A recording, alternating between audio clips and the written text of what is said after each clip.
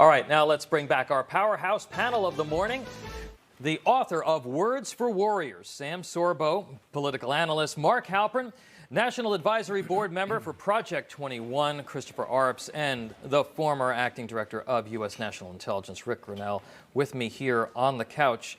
Okay, folks, I don't know if you were terrified by this, but I kind of was. President Biden nominating Saul Amarova for the comptroller of the currency.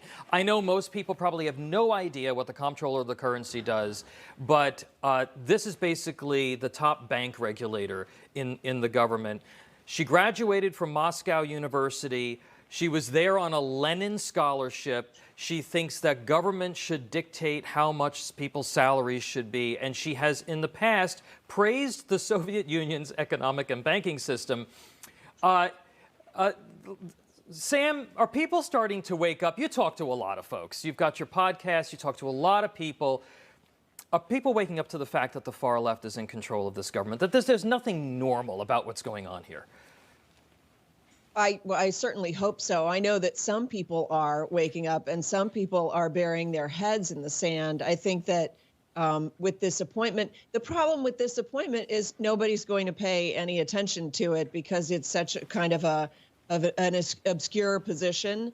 But people are paying attention to the fact that the government is now in competition with small business. And I don't know how we're going to recover from the shutdown if the government continues to pay people to stay at home.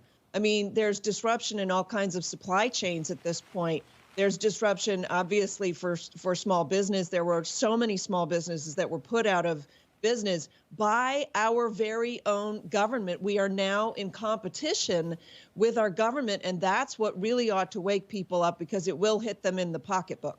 Rick, as I was saying that, I could see you out of the corner of my eye over here smiling. You're, smirking. Your thoughts on this appointment, and frankly, what it also says to business, as Sam points out, and to those who are looking to invest and the folks who are driving this economy? Look, I think that this is a serious problem, and we should not just slough this off. This individual has a history of really being anti-capitalism, and let's be very clear about that. When you are anti-capitalism, you should not be nominated for a policy position with the United States government. Why is the Democratic Party allowing this to happen? There's clearly too many people within the Democratic Party that are tolerating this flirtation with anti-capitalism, anti-rule of law policies. And we've got to call it out. You're not going to, maintain the greatest country in the world when you, little by little, appoint people who are anti-American. Let's be honest. There's no question about it. This appointment is anti-American. Mark, Rick makes a good point that you can't let something like this lie. You can't just sweep it under the rug or pay attention to something else and not pay attention to something like this. Isn't this the type of thing? Before the break, we were talking about whether or not the GOP was being sufficiently aggressive in terms of its messaging when it comes to this, what I've been calling universal basic income light, which is this welfare expansion package. But this is just another example that it's something that they should be really shouting about from the rooftops. What do you think? Well, look, in so many ways, the Biden administration is far to the left of the Clinton administration or the Obama administration, and personnel is one of them. This is one of several appointments to economic positions that I don't believe Bill Clinton or Barack Obama would have considered. Some of them will be confirmed, some of them won't. But the big question is the policies. There have been some people put in place, and they haven't yet sort of shown their cards about how they're going to try to regulate the economy. But there's no doubt they will regulate it a lot, and it's an opportunity for those on the right to make the contrast and say this is the kind of government you're going to get. I like to say a lot of these people, not only have they never signed the back of the paycheck, the front of a paycheck, some of them never signed the back of a paycheck because they've been in jobs that don't involve interacting with the real economy. Bill Maher on Friday talking about the divisions within the Democratic Party and the massive welfare and spending bills on the table, saying that Senators Kyrsten Sinema and Joe Manchin, that maybe they actually have the pulse of most of the Democrats. Take a listen. Kirsten Sinema and Joe Manchin, they're the two Democrats who are holding up, and they're mad at them because they're not progressive enough, forgetting that they only got elected because they're not progressive, because they're moderates. Here's my question. Does spending more money make you a better person or a bigger moderate? And maybe these two, Sinema and Manchin, they might have their thumb more on the pulse of the average Democrat in the country? Hey, Chris, there's a point here, right? I mean, maybe they do have their finger on the pulse. And could we be seeing a bit of a pendulum shift in the Democratic Party that will happen where traditional Democrats have a bit of a resurgence? Your thoughts? You know, Joe Manchin said one of the reasons why he can't support a $3.5 trillion budget bill is it's going to bankrupt this country, and we can't afford it. I think most Americans realize that this Build Back Better plan is BS. You know, I can't go to my local McDonald's. I can't go inside because they don't have enough help to work the inside. My local grocery store, they're cutting their hours because they can't find enough people to work.